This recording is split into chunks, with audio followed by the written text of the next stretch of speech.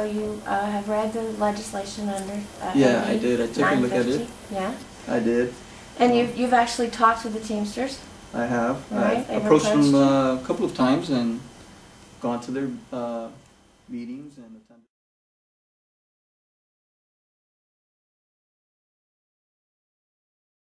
So what do the Teamsters say is a benefit of you joining their coalition and pushing for AB 50 to stop independents from working on the ports?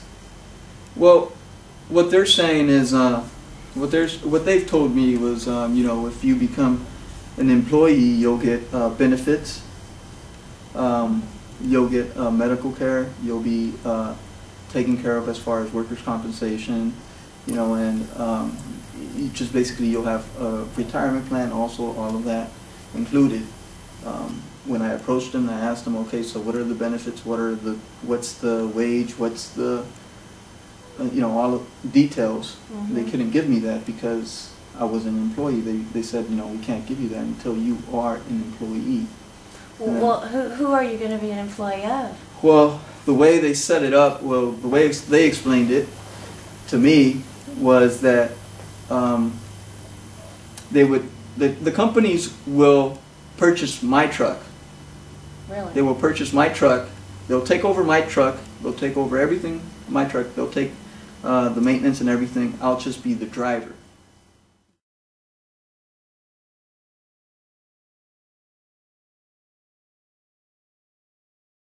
Right, so the Teamsters are going to force them to buy your truck, right, and take over all the expenses and pay you an hourly wage to drive it.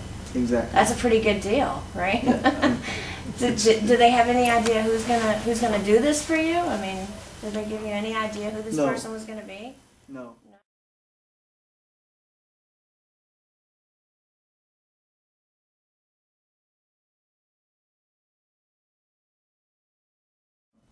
Other companies, like big companies, Swift, you know, they do that program. Mm-hmm. They offer that program. So, you know, if you want to be an employee, Coca-Cola has trucks.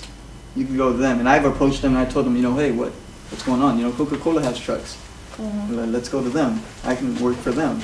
You know, they'll pay me an hourly wage. Mm-hmm. So I have that choice. I can go to Coca-Cola.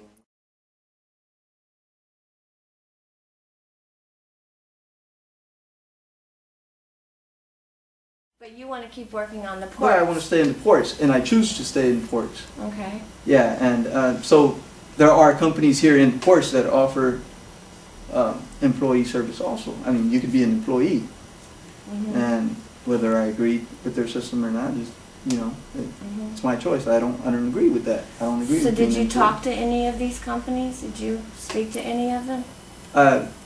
The companies, as far as employees, yeah, the company that I was working with offered both employee system and also an owner-operator system. Okay. I was an owner-operator. Right. And you know, they have employees as well, so that drive their trucks.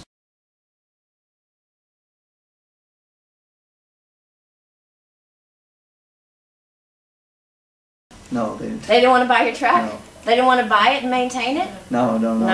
No. And give you all these benefits to drive your own truck? No. No? No.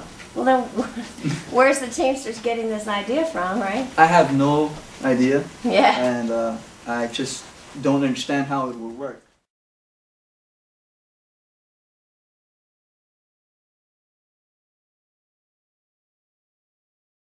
I personally thought that it would be through the government, that the government will make these companies buy these trucks. That's what I personally believed, and that's what I thought that they would do.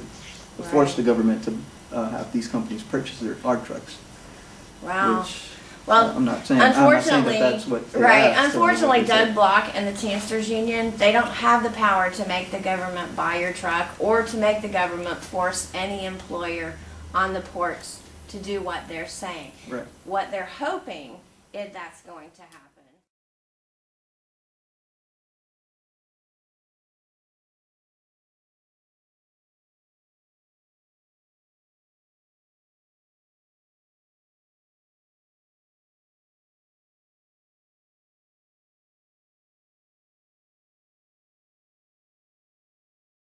they're looking for, I think, owner-operators such as yourself to support them in the efforts to then support AB 950. In the event that they have some trouble pushing that through the legislation, it would be nice for them to have folks like you to believe that you've got this whole big, enormous gift coming, the pot of gold at the end of the rainbow, so to speak, right? Right. And, but it's just not there, right? Right. I mean, jobs, to be an employee, it's not promising. Very uncertain. Right.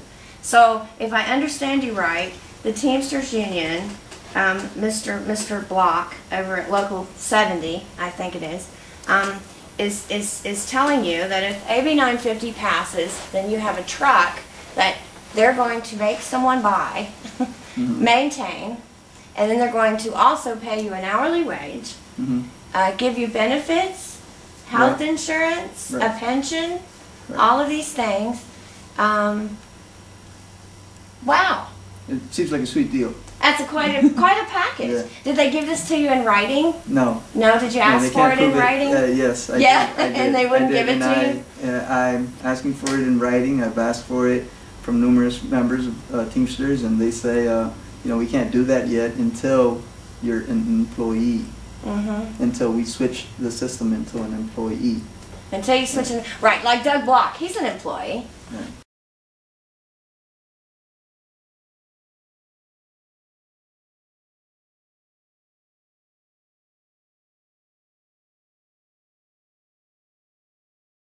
What numerous members of the Teamsters have said is not just Doug, it's just all of them.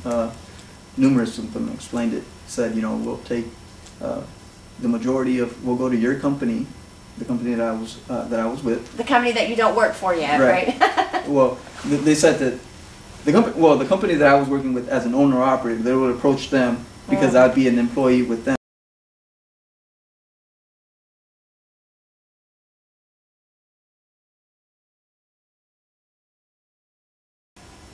So they would have a labor election. Right. They would have a labor election, and then 50% plus one, which would be simple majority, would determine whether or not you were actually a union. Right. So after going through all of this, and you're going to work for an employer that may or may not exist at this point in time, you still have to go through a labor election, become a union, and then they would have to negotiate whatever your conditions were.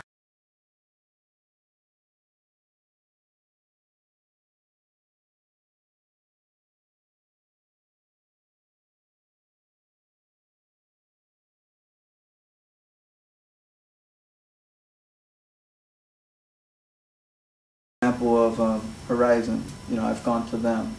They're a port company, and I tried to approach them, and I tried to, the first time coming out here, try to apply it for them, and they said, no, you got to go to the union place and you got to sign up and everything, and there's a long line, a seniority list, which doesn't guarantee your position.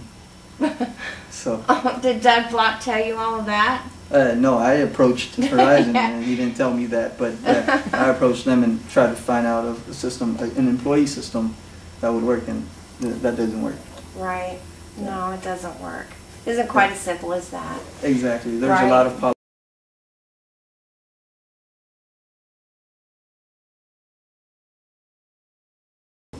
So what do you think is the best position for you? Owner-operator. You think being an owner-operator, and you'd like to continue to do that? Well, yes. My mentality, my personal goals, I can accomplish as an owner-operator, and just reach out to other people in the community as far as growing. I want this thing says to make us grow. I mean, this assembly speaker said, to make the economic growth. As far as a truck company as myself, just one truck, I'd like to expand one day and make it 2, 3, eventually get my brothers, my friends, my family members the same opportunity that I have. Yeah, that's sort of what the American dream is really all about, right? Exactly. So eliminating, so passing AB 950 and eliminating owner operators on the port really takes your opportunity away from having the American dream that Doug Block's trying to sell you in the first place, right? Right, exactly. I don't see how how his idea is, but you know, we have all systems. We have, you know, we have employees, we have self-employed, we have business owners, and then we have the investors. Let's keep it that way. Well, I think that's a good idea. Thank you very much.